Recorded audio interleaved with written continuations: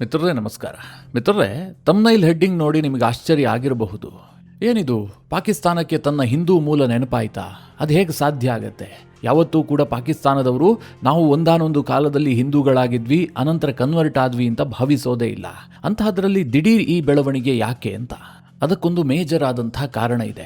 1947ರಲ್ಲಿ ಹುಟ್ಟಿದಂತಹ ಆ ದೇಶಕ್ಕೆ ಯಾವತ್ತೂ ಕೂಡ ತನ್ನ ಇತಿಹಾಸದ ನೆನಪಾಗಿರಲಿಲ್ಲ, ಅಥವಾ ತನ್ನ ಪೂರ್ವಿಕರು ಯಾರು, ಅವರ ಹಿನ್ನೆಲೆ ಏನು, ನಾವೆಂತಹ ನಾಗರಿಕತೆಯಿಂದ ಬಂದವರು, ಇದು ಯಾವುದರ ಬಗ್ಗೆಯೂ ಕೂಡ ಪಾಕಿಸ್ತಾನ ಎಳ್ಳಷ್ಟು ಗೌರವವನ್ನು ಇಟ್ಟುಕೊಂಡಿರಲಿಲ್ಲ. ಅದನ್ನ ಅಪ್ಪಿತಪ್ಪಿಯೂ ಅವರು ಬಾಯಿ ಬಿಡ್ತಾ ಇರಲಿಲ್ಲ. ಬದಲಾಗಿ ನಾವು ಅರಬ್ ಮೂಲದವರು, ಶೇಖ್ಗಳ ಸಂತಾನ ಅಂತ ಹೇಳಿಕೊಳ್ಳೋದಕ್ಕೆ ಅವರು ಹೆಮ್ಮೆ ಪಡ್ತಾ ಇದ್ರು. ಇತಿಹಾಸವನ್ನ ತನಗೆ ಬೇಕಾದ ಹಾಗೆ ರೀರೈಟ್ ಮಾಡಿಕೊಂಡು ತನ್ನ ಮಕ್ಕಳಿಗೆ ಬೋಧಿಸ್ತಾ ಇದ್ರು. ಆದ್ರೆ ಈಗ ದಿಢೀರಂತ ಅವರಿಗೆ ವೇದಗಳ ಕಾಲ ನೆನಪಾಗ್ಬಿಟ್ಟಿದೆ. ಸನಾತನ ಸಂಸ್ಕೃತಿಯ ನಾಗರಿಕತೆ ಅವರ ಅರಿವಿಗೆ ಬರ್ತಾ ಇದೆ. ಅದನ್ನು ಅವರು ಕ್ಲೈಮ್ ಮಾಡ್ತಾ ಇದ್ದಾರೆ. ಇದಕ್ಕೆ ಕಾರಣ ಏನು ಕೇಳಿದ್ರೆ, ಮೋದಿ ಸರ್ಕಾರ ಕೈಗೊಂಡಂತಹ ಆ ಒಂದು ತೀರ್ಮಾನ. ಇದೊಂದು ಬಹಳ ಆಸಕ್ತಿದಾಯಕವಾದಂತಹ ವಿಚಾರ. ಒಂದು ಕಡೆ ಪ್ರತಿಭಟನೆ ಆಗ್ತಾ ಇದೆ, ಇನ್ನೊಂದು ಕಡೆ ಪಾಕಿಸ್ತಾನದ ಸರ್ಕಾರ ತಮ್ಮ ಇತಿಹಾಸದ ಮೂಲವನ್ನು ಹುಡುಕಿಕೊಂಡು ಹೊರಡ್ತಾ ಇದೆ.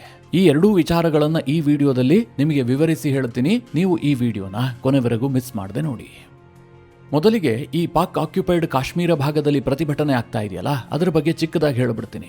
ಕಳೆದ 26 ದಿನಗಳಿಂದ POK ಭಾಗದಲ್ಲಿ ವಿಪರೀತವಾಗಿ ಪ್ರತಿಭಟನೆ ಆಗ್ತಾ ಇದೆ. ಜನ ಬೀದಿಗಿಳಿತಾ ಇದ್ದಾರೆ. ಸರ್ಕಾರ ಆ ಪ್ರತಿಭಟನೆಯನ್ನು ಹತ್ತಿಕ್ಕೋದಕ್ಕೆ ನಾನಾ ರೀತಿಯಲ್ಲಿ ಪ್ರಯತ್ನ ಮಾಡ್ತಾ ಇದೆ. ನಾನಾ ರೀತಿಯಲ್ಲಿ ಅಂತಂದ್ರೆ ದಂಡಂ ದಶಗುಣಂ, ಗುಂಡು ಹೊಡಿತಾ ಇದ್ದಾರೆ, ಬಂಧಿಸ್ತಾ ಇದ್ದಾರೆ, ಅವರ ಮೇಲೆ ದೌರ್ಜನ್ಯ ಎಸಗ್ತಾ ಇದ್ದಾರೆ, ಅವರಿಗೆ ಆಹಾರ ಪೂರೈಕೆ ಆಗದಂತೆ ತಡಿತಾ ಇದ್ದಾರೆ, ವಿದ್ಯುತ್ ಸಂಪರ್ಕ ಕಡಿತಗೊಳಿಸಿದ್ದಾರೆ, ಇಂಟರ್ನೆಟ್ ಟೋಟಲಿ ಬ್ಲಾಕ್ಔಟ್ ಆಗಿದೆ. ಇಷ್ಟೆಲ್ಲಾ ಸರ್ಕಾರ ಪ್ರಯತ್ನ ಪಟ್ಟರೂ ಕೂಡ POK ಭಾಗದಲ್ಲಿ ಪ್ರತಿಭಟನೆ ತಣ್ಣಗಾಗ್ತಾ ಇಲ್ಲ, ಬದಲಾಗಿ ಇನ್ನಷ್ಟು ತೀವ್ರಗೊಳ್ತಾ ಇದೆ. ಇದು ಬೇರೆ ಬೇರೆ ದೇಶಕ್ಕೂ ಕೂಡ ವ್ಯಾಪಿಸ್ತಾ ಇದೆ. ಈ ಪ್ರತಿಭಟನೆಯಲ್ಲೂ ಕೂಡ ಎರಡು ಪ್ರಮುಖವಾದಂತಹ ಘಟನೆಗಳು ನಡೆದಿದ್ದಾವೆ. ಮೊದಲನೇದಾಗಿ ಈ ಪ್ರತಿಭಟನೆ ನಡೆಸ್ತಾ ಇರುವಂತಹ Jammu Kashmir joint Awami action committee ಏನಿದೆ, JAAC, ಅದರ ನಾಯಕ ಅಮನ್ ಖಾನ್ ಒಂದು ಇಂಪಾರ್ಟೆಂಟ್ ಆದಂತಹ ಘೋಷಣೆಯನ್ನ ಮಾಡಿದ್ದಾನೆ. ನಾವು ಪಾಕಿಸ್ತಾನದ ಭಾಗ ಅಲ್ಲ, ಈ ಪ್ರದೇಶ ಪಾಕಿಸ್ತಾನಕ್ಕೆ ಮುಖ್ಯವೇ ಹೊರತು ನಮಗಲ್ಲ. ನಮಗೆ ಭಾರತದ ಬಾಗಿಲು ತೆರೆದಿದೆ, ನಾವು ಭಾರತದೊಂದಿಗೆ ಹೋಗೋದಕ್ಕೆ ಸಿದ್ಧ ಆಗಿದ್ದೀವಿ, ಹೀಗಂತ ಪದೇ ಪದೇ ಸ್ಟೇಟ್ಮೆಂಟ್ ಅನ್ನು ಕೊಡೋದಕ್ಕೆ ಶುರು ಮಾಡಿದ್ದಾನೆ. ಮಿತ್ರರೇ, ಇಲ್ಲಿ ಒಂದು ಸೂಕ್ಷ್ಮ ವಿಚಾರವನ್ನು ಅರ್ಥ ಮಾಡ್ಕೊಳ್ಳಿ.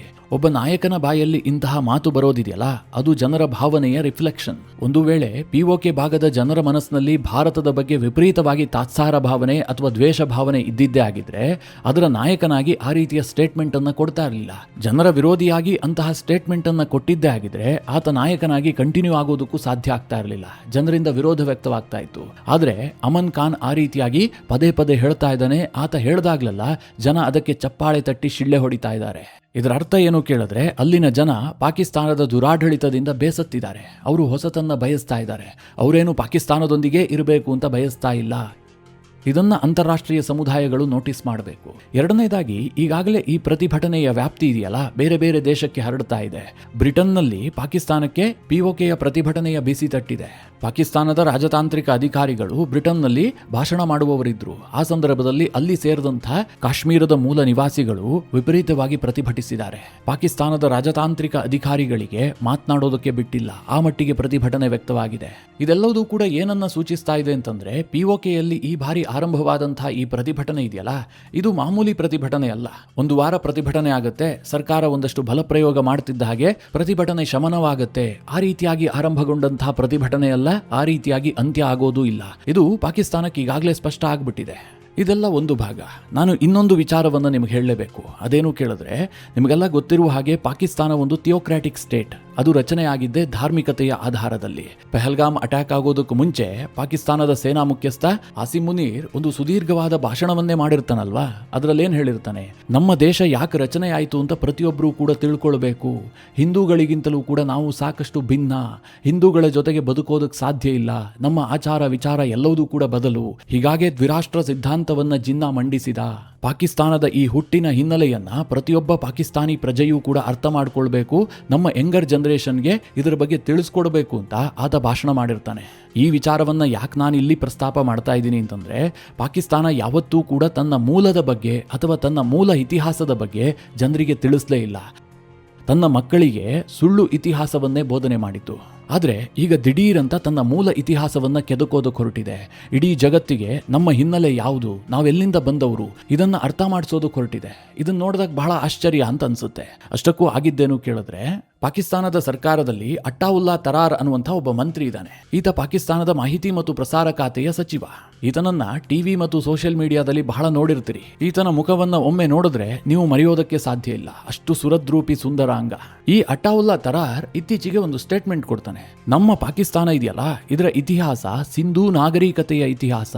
ನಮ್ಮ ಮೂಲಕ್ಕೆ 5,000 ವರ್ಷಗಳ ಇತಿಹಾಸ ಇದೆ.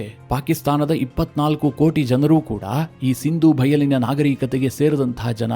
ಹೀಗೆಲ್ಲ ಈ ಅಟ್ಟಾವುಲ್ಲಾ ತರಾರ್ ಬಹಳ ಉದ್ದುದ್ದ ಭಾಷಣ ಮಾಡಿದ್ದಾನೆ. ಮಿತ್ರರೇ, ಪಾಕಿಸ್ತಾನ ಯಾವತ್ತೂ ಕೂಡ ಇದನ್ನ ಹೇಳಿಯೇ ಇಲ್ಲ. ನಾವೆಲ್ಲ ಸಿಂಧೂ ಬಯಲಿನ ನಾಗರಿಕತೆಯವರು, ನಮ್ಮ ಮೂಲ ವೇದಗಳ ಕಾಲದೊಂದಿಗೆ ಜೋಡಿಸಿಕೊಂಡಿದೆ. ಇದನ್ನೆಲ್ಲ ಯಾವತ್ತೂ ಪಾಕಿಸ್ತಾನದವರು ಕ್ಲೈಮ್ ಮಾಡಿಯೇ ಇಲ್ಲ. ಅವರು ತಮ್ಮ ಮಕ್ಕಳಿಗೆ ಯಾವ ಇತಿಹಾಸವನ್ನ ಬೋಧಿಸ್ತಾ ಇದ್ರು ಅಂತಂದ್ರೆ, ಪಾಕಿಸ್ತಾನದವರು ಇದಾರಲ್ಲ, ಇವರು ಹಿಂದೂಗಳಿಗಿಂತಲೂ ಭಿನ್ನವಾದಂತವ್ರು. ಇವರ ಮೂಲ ಯಾವುದು ಕೇಳಿದ್ರೆ, ಇವರು ಅರಬ್ ಮೂಲವನ್ನ ಹೊಂದಿದ್ದಾರೆ. ಅರಬ್ನ ಶೇಖ್ಗಳಿದಾರಲ್ಲ, ಅವರ ದಾಯಾದಿಗಳು ಅನ್ನುವ ರೀತಿಯಲ್ಲಿ ಇವರು ಬಿಂಬಿಸಿಕೊಳ್ತಾರೆ. ತಮ್ಮ ಮಕ್ಕಳಿಗೆ ಇದೇ ಶಿಕ್ಷಣವನ್ನ ಕೊಡ್ತಾ ಇದ್ರು. ಆದರೆ ವಾಸ್ತವತೆ ಏನು ಗೊತ್ತಾ? ಅರಬ್ನವರು ಯಾವತ್ತೂ ಕೂಡ ಈ ಪಾಕಿಸ್ತಾನದವರನ್ನಾಗ್ಲಿ, ಬಾಂಗ್ಲಾದೇಶದವರನ್ನಾಗ್ಲಿ, ಅಫ್ಘಾನಿಸ್ತಾನದವರನ್ನಾಗ್ಲಿ ಅಥವಾ ಭಾರತದಲ್ಲಿರುವಂತಹ ಮುಸಲ್ಮಾನರನ್ನಾಗ್ಲಿ ಇವರನ್ನೆಲ್ಲ ತಮ್ಮ ಮೂಲದವರು ಅಂತ ಹೇಳ್ಕೊಳ್ಳೋದೇ ಇಲ್ಲ. ಇತಿಹಾಸದಲ್ಲಿ ಅದಕ್ಕೆ ಯಾವುದೇ ದಾಖಲೆಗಳಿಲ್ಲ. ಭಾರತಕ್ಕೆ ಸಾಕಷ್ಟು ಮಂದಿ ದಂಡೆತ್ತಿ ಬಂದಿದ್ದಾರೆ. ಅಂತಹ ದಾಳಿಕೋರರು ಕೇವಲ 1000 ಸಂಖ್ಯೆಯಲ್ಲಿ ಬಂದವರೇ ಹೊರತು ಲಕ್ಷಾಂತರ ಸಂಖ್ಯೆಯಲ್ಲಿ ಬಂದು ಇಲ್ಲಿ ನೆಲೆಸಿ ಇಲ್ಲೇ ಸಂಸಾರ ಹೂಡಿದಂತಹ ಉದಾಹರಣೆಗಳಿಲ್ಲ. ಅವರ ಕಾರಣದಿಂದಾಗಿ ಇಲ್ಲಿರುವಂತಹ ಮೂಲ ಹಿಂದೂಗಳೇನಿದ್ರು ಅವರೆಲ್ಲ ಕನ್ವರ್ಟ್ ಆಗಿದ್ದಾರೆ. ಇಸ್ಲಾಂ ಧರ್ಮವನ್ನ ಅನುಸರಿಸೋದಕ್ಕೆ ಶುರು ಮಾಡಿದ್ದಾರೆ. ನೀವು ಬಾಂಗ್ಲಾದವರ DNA ಅನ್ನ ತೆಗಿರಿ, ಪಾಕಿಸ್ತಾನದವರ DNA ಅನ್ನ ತೆಗಿರಿ, ಅಥವಾ ಭಾರತದ ಮುಸಲ್ಮಾನರ DNA ಅನ್ನೇ ಪರೀಕ್ಷೆ ಮಾಡಿ, ಎಲ್ಲರ ಮೂಲವೂ ಕೂಡ ಒಂದೇ ಆಗಿರುತ್ತೆ. ಅರಬ್ನ ಲಿಂಕ್ ನಿಮಗೆ ಸಿಗೋದೇ ಇಲ್ಲ. ಆದ್ರೆ ಈ ನಡುವೆ ದುರಂತ ಏನು ಗೊತ್ತಾ? ಈ ಪಾಕಿಸ್ತಾನದವರಾಗಿರ್ಲಿ, ಬಾಂಗ್ಲಾದೇಶದವರಾಗಿರ್ಲಿ, ಅಥವಾ ಭಾರತದಲ್ಲೇ ಇರುವಂತಹ ಕೆಲ ಮಂದಿಗಳಾಗ್ಲಿ ಈ ಸತ್ಯವನ್ನ ಯಾವತ್ತೂ ಕೂಡ ಒಪ್ಕೊಳ್ಳೋದಿಲ್ಲ. ಅವರು ಬೇರೆಯದೇ ಆದಂತಹ ವಾದ ಮಾಡ್ತಾರೆ. ಆದ್ರೆ ಬೇರೆ ಬೇರೆ ದೇಶದಲ್ಲೂ ಕೂಡ ಹೀಗಾಗಿದೆ. ಏನು ಎಲ್ಲರೂ ಕೂಡ ಒಂದೇ ಧರ್ಮವನ್ನ ಶತಶತಮಾನಗಳಿಂದ ಅನುಸರಿಸುತ್ತಲೇ ಬಂದಿರ್ತಾರೆ, ಅದೇ ಅವರ ಮೂಲ ಧರ್ಮ ಅಂತಿಲ್ಲ. ಕಾಲ ಬದಲಾದಂತೆ ಧರ್ಮದಲ್ಲೂ ಕೂಡ ಬದಲಾವಣೆಗಳನ್ನ ಕಂಡಿದ್ದಾರೆ. ಉದಾಹರಣೆಗೆ ಇವತ್ತು ಇರಾನ್ ಇದೆ. ಇರಾನ್ನವರು ಯಾವತ್ತೂ ಕೂಡ ನಾವು ಮೂಲವಾಗಿ ಅರಬ್ಬರು ಹೇಳ್ಕೊಳ್ಳೋದಿಲ್ಲ. ಅವರಿಗೆ ಇತಿಹಾಸದ ಅರಿವಿದೆ. ನಾವು ಪರ್ಷಿಯನ್ನರು, ಇಲ್ಲಿ ಜೊರಾಸ್ಟ್ರಿಯನ್ ಧರ್ಮ ಅಸ್ತಿತ್ವದಲ್ಲಿತ್ತು, ಅನಂತರದಲ್ಲಿ ಇಲ್ಲಿ ಧರ್ಮಾಂತರಣ ಆಗಿದೆ, ಇದನ್ನು ಒಪ್ಕೊಳ್ತಾರೆ. ಈ ಯುದ್ಧ ನಡೀತಾ ಇರುವಂತಹ ಸಂದರ್ಭದಲ್ಲೇ ಟ್ರಂಪ್ ಬೆದರಿಕೆ ಹಾಕಿದ್ರಲ್ಲ, ಆ ನಾಗರಿಕತೆಯನ್ನೇ ಅಳಿಸಿ ಹಾಕ್ತೀವಿ ಅಂತ. ಆಗ ಇರಾನ್ನ ಸರ್ಕಾರ ಏನ್ ಹೇಳ್ತು? ನಾವು 5,000 ವರ್ಷಗಳ ಇತಿಹಾಸ ಹೊಂದಿರುವಂತಹ ದೇಶ ನಮ್ಮದು, ಅಷ್ಟು ಸುದೀರ್ಘವಾದಂತಹ ನಾಗರಿಕತೆ ಹಿನ್ನೆಲೆ ನಮಗಿದೆ ಅಂತ ಇರಾನ್ನವರು ಕ್ಲೈಮ್ ಮಾಡಿದ್ರು. ಅದೇ ರೀತಿಯಾಗಿ ನೀವು ಇಂಡೋನೇಷ್ಯಾಗ ಹೋಗಿ. ಇಂಡೋನೇಷ್ಯಾ ಇವತ್ತು ಮುಸ್ಲಿಂ ಕಂಟ್ರಿ ಆಗಿದೆ. ಆದ್ರೆ ಅಲ್ಲಿ ರಾಮಾಯಣಕ್ಕೆ ಜಾಗ ಇದೆ. ರಾಮಾಯಣದ ನೃತ್ಯ ಮಾಡ್ತಾರೆ, ರಾಮಾಯಣ ಕಥನ ನಡೆಯುತ್ತೆ. ಯಾಕೆ ಕೇಳಿದ್ರೆ ಅವರಿಗೆ ತಮ್ಮ ಮೂಲದ ಬಗ್ಗೆ ತಾತ್ಸಾರ ಭಾವನೆ ಇಲ್ಲ. ಒಂದಾನೊಂದು ಕಾಲದಲ್ಲಿ ನಾವು ಆ ಧರ್ಮವನ್ನು ಅನುಸರಿಸ್ತಾ ಇದೀವಿ, ಅದು ನಮ್ಮ ಕಲ್ಚರ್ನ ಭಾಗ ಆಗಿತ್ತು, ಅದನ್ನ ಅವರು ಒಪ್ಕೊಂಡಿದ್ದಾರೆ, ಜೊತೆಗೆ ಅಳವಡಿಸ್ಕೊಂಡಿದ್ದಾರೆ. ಎಷ್ಟರ ಮಟ್ಟಿಗೆ ಕೇಳಿದ್ರೆ ಇಂಡೋನೇಷ್ಯಾದ ಅಧ್ಯಕ್ಷ ಪ್ರಭುವ ಸುಬಿಯಾಂತೋ ಭಾರತಕ್ಕೆ ಬಂದಿದ್ರಲ್ಲ, ಅವರು ಭಾರತದ ರಾಷ್ಟ್ರಪತಿ ಭವನದ ಡಿನ್ನರ್ ಕಾರ್ಯಕ್ರಮದಲ್ಲಿ ಹೇಳ್ತಾರೆ, ನನ್ನ ಮೂಲ DNA ಇದೆಯಲ್ಲ, ಇದು ಹಿಂದೂ DNA. ಒಬ್ಬ ಜಗತ್ತಿನ ಅತಿ ಹೆಚ್ಚು ಮುಸ್ಲಿಮರಿರುವಂತಹ ದೇಶದ ರಾಷ್ಟ್ರಾಧ್ಯಕ್ಷರಾಗಿ ಆ ಸ್ಟೇಟ್ಮೆಂಟ್ ಅನ್ನ ಕೊಡ್ತಾರೆ. ಅಂದ್ರೆ ಅವರಿಗೆ ಅಷ್ಟು ಮುಕ್ತ ಮನಸ್ಸಿದೆ. ಆದ್ರೆ ಪಾಕಿಸ್ತಾನದಲ್ಲಿರುವಂತಹ ಮುಸಲ್ಮಾನರಿರಬಹುದು, ಬಾಂಗ್ಲಾದೇಶದಲ್ಲಿರುವಂತಹ ಮುಸಲ್ಮಾನರಿರಬಹುದು, ಜೊತೆಗೆ ಭಾರತದಲ್ಲಿರುವಂತಹ ಕೆಲ ಮಂದಿಗಳು ಕೂಡ ಇರಬಹುದು, ಇವರಿಗಷ್ಟು ಮುಕ್ತ ಮನಸ್ಸಿಲ್ಲ. ಇವರು ತಮ್ಮನ್ನ ತಾವು ಅರಬ್ ಶೇಖ್ಗಳ ಜೊತೆಗೆ ಲಿಂಕ್ ಮಾಡ್ಕೊಳ್ಳೋದಕ್ಕೆ ಹೆಚ್ಚು ಇಷ್ಟಪಡ್ತಾರೆ. ಆದರೆ ಇಂತಹ ಸನ್ನಿವೇಶದಲ್ಲಿ ದಿಢೀರಂತ ಪಾಕಿಸ್ತಾನಕ್ಕೆ 5,000 ವರ್ಷಗಳ ಇತಿಹಾಸ ನೆನಪಾಗ್ತಾ ಇದೆ. ಸಿಂಧೂ ನದಿ ಕಣಿವೆಯ ನಾಗರಿಕತೆ ನೆನಪಾಗ್ತಾ ಇದೆ. ಯಾಕೆ ಹೀಗಾಯ್ತು? ಪಾಕಿಸ್ತಾನ ನಾಗರಿಕತೆಯನ್ನ ಯಾಕೆ ಹೇಳೋದಕ್ಕೆ ಹೊರಟಿದೆ? ಇದರಿಂದ ಅವರಿಗಾಗುವಂತಹ ಲಾಭವಾದ್ರೂ ಏನು ಕೇಳಿದ್ರೆ, ಅಂತಹ ಪರಿಸ್ಥಿತಿ ಒಂದು ಪಾಕಿಸ್ತಾನಕ್ಕೆ ನಿರ್ಮಾಣ ಆಗಿದೆ. ಅದಕ್ಕೆ ಏನ್ ಕಾರಣ ಅಂತಂದ್ರೆ, ಪ್ರಧಾನಿ ನರೇಂದ್ರ ಮೋದಿ ಅವರ ಸರ್ಕಾರ ಕೈಗೊಂಡಂತಹ ಒಂದು ತೀರ್ಮಾನ ಕಾರಣ. ಇದನ್ನು ಕೇಳಿ ನಿಮಗೆ ಆಶ್ಚರ್ಯ ಆಗಬಹುದು, ಆದ್ರೂ ಕೂಡ ಸತ್ಯ. ಪಹಲ್ಗಾಮ್ ಅಟ್ಯಾಕ್ ಆಗ್ತಿದ್ದ ಹಾಗೆ ಭಾರತ ಸರ್ಕಾರ ಏನ್ ಮಾಡುತ್ತೆ? ಸಿಂಧೂ ನದಿ ನೀರು ಹಂಚಿಕೆ ಒಪ್ಪಂದವನ್ನೇ ಸಸ್ಪೆಂಡ್ ಮಾಡುತ್ತೆ. ಅದಕ್ಕೆ ನಾವು ಮಾನ್ಯತೆಯನ್ನ ಕೊಡೋದಿಲ್ಲ ಅಂತ. ಭಾರತ ಸರ್ಕಾರದ ಈ ನಿರ್ಧಾರ ಪಾಕಿಸ್ತಾನವನ್ನ ಎಷ್ಟರ ಮಟ್ಟಿಗೆ ಚಡಪಡಿಸುವಂತೆ ಮಾಡಿದೆ ಅಂತಂದ್ರೆ, ಅವರಿಗೀಗ ಸಿಂಧೂ ಬಯಲಿನ ನಾಗರಿಕತೆ ನೆನಪಾಗೋದಕ್ಕೆ ಶುರುವಾಗಿದೆ. ಅಟ್ಟಾವುಲ್ಲಾ ತರಾರ್ ಹೇಳಿಕೆಯ ಹಿನ್ನೆಲೆ ಇಷ್ಟೇ. ಭಾರತ ಸಿಂಧೂ ನದಿ ನೀರನ್ನ ತಡೆಯೋದಕ್ಕೆ ಹೊರಟಿದೆ. ಆದ್ರೆ ಅವ್ರು ಹೇಳ್ತಾ ಇದ್ದಾರೆ, ಅದನ್ನ ತಡೆಯುವಂತಹ ಅಧಿಕಾರ ಭಾರತಕ್ಕಿಲ್ಲ. ಯಾಕೆ ಅಂತಂದ್ರೆ ಇದು ಇವತ್ತು ನಿನ್ನೆಯ ವಿಚಾರ ಅಲ್ಲ. ಈ ಸಿಂಧೂ ನದಿ ನೀರಿನ ಪಕ್ಕದಲ್ಲೇ 5,000 ವರ್ಷಗಳಿಂದ ನಮ್ಮ ಇತಿಹಾಸ ಇದೆ. ನಾವಿಲ್ಲೇ ಬೆಳೆದು ಬಂದಂತಹ ನಾಗರಿಕತೆ ಅಂತ. ಹಾಗಾದ್ರೆ ವಾಸ್ತವವಾಗಿ ಇದು ಸತ್ಯವಾಗಿ ಕೇಳಿದ್ರೆ 100ಕ್ಕೆ 100 ಶುದ್ಧ ಸುಳ್ಳಿದು. ಪಾಕಿಸ್ತಾನಕ್ಕೆ ಕ್ಲೈಮ್ ಮಾಡುವಂತಹ ಅಧಿಕಾರವೂ ಇಲ್ಲ, ಜೊತೆಗೆ ಅವರು ಸಿಂಧೂ ನದಿ ನಾಗರಿಕತೆಗೆ ಸೇರಿದಂಥವರು ಕೂಡ ಅಲ್ಲ. ಯಾಕೆ ಗೊತ್ತಾ? ಮೊದಲನೇದಾಗಿ ಪಾಕಿಸ್ತಾನ ಇದುವರೆಗೂ ಕೂಡ ಸಿಂಧೂ ಬಯಲಿನ ನಾಗರಿಕತೆಯನ್ನ ಕ್ಲೈಮ್ ಮಾಡಿಲ್ಲ. ಎರಡನೇದಾಗಿ ಪಾಕಿಸ್ತಾನ ರಚನೆ ಆದಂತಹ ಸಂದರ್ಭದಲ್ಲಿ ಅಂದ್ರೆ 1947ರಲ್ಲಿ ಭಾರತದ ಬೇರೆ ಬೇರೆ ಕಡೆ ವಾಸ ಮಾಡುವಂತಹ ಮುಸಲ್ಮಾನರೂ ಕೂಡ ಪಾಕಿಸ್ತಾನಕ್ಕೆ ವಲಸೆ ಹೋಗಿದ್ದಾರೆ. ಪಾಕಿಸ್ತಾನ ನಿರ್ಮಾಣ ಆಗಿದ್ದು ಕೇವಲ ಸಂಸ್ಕೃತಿಯ ಆಧಾರದಲ್ಲ, ಅಲ್ಲಿ ಸಪರೇಟ್ ಆದಂತಹ ಕಲ್ಚರ್ ಇತ್ತು, ಅದಕ್ಕೆ ಸಾವಿರಾರು ವರ್ಷದ ಇತಿಹಾಸ ಇದೆ. ಸಿಂಧೂ ಬಯಲಿನ ನಾಗರಿಕತೆಯ ಹಿನ್ನೆಲೆಯನ್ನ ಅವರು ಹೊಂದಿದ್ದಾರೆ, ಅವರಿಗೆ ಸಪರೇಟ್ ಆದಂತಹ ಐಡೆಂಟಿಟಿ ಇದೆ. ಅದು ಸಾಂಸ್ಕೃತಿಕವಾಗಿರಬಹುದು, ಭಾಷಾ ವಿಚಾರದಲ್ಲಿರಬಹುದು. ಈ ಯಾವ ವಿಚಾರವನ್ನ ಆಧರಿಸಿಯೂ ಕೂಡ ಪಾಕಿಸ್ತಾನ ರಚನೆ ಆಗಿದ್ದಲ್ಲ. ಮೊಹಮ್ಮದ್ ಅಲಿ ಜಿನ್ನಾ ಸಪರೇಟ್ ದೇಶ ಕೇಳಿದ್ಯಾಕೆ? ನಾವು ಮುಸ್ಲಿಮರು, ನಮಗೆ ಭಾರತದಲ್ಲಿರುವಂತಹ ಹಿಂದೂಗಳ ಜೊತೆಗೆ ಬದುಕೋದಕ್ಕೆ ಸಾಧ್ಯ ಆಗೋದಿಲ್ಲ, ಹೀಗಾಗಿ ನಮಗೆ ಸಪರೇಟ್ ದೇಶ ಬೇಕು ಅಂತ.